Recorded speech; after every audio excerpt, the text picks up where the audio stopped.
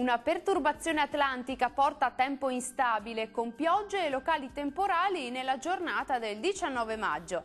Nel dettaglio sul Veneto tempo migliore al mattino con nubi irregolari ma asciutto. Peggiora nel pomeriggio e la sera sui settori centro-settentrionali e su quelli occidentali con rovesci e temporali, anche forti tra Vicentino e Veronese, meglio invece sulle aree più a sud e più a est.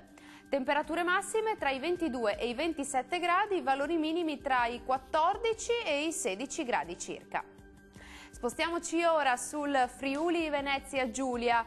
In giornata tempo stabile e soleggiato, aumentano le nubi la sera con l'arrivo di rovesci e temporali da ovest verso est, in particolare sulle aree centro-settentrionali. Temperature massime tra i 23 e i 27 gradi, minime tra i 13 e i 14 gradi circa. Raggiungiamo infine il Trentino Alto Adige, anche qui peggiora il tempo con rovesci e temporali diffusi, forti nel pomeriggio e sul Trentino e piogge ancora diffuse la sera.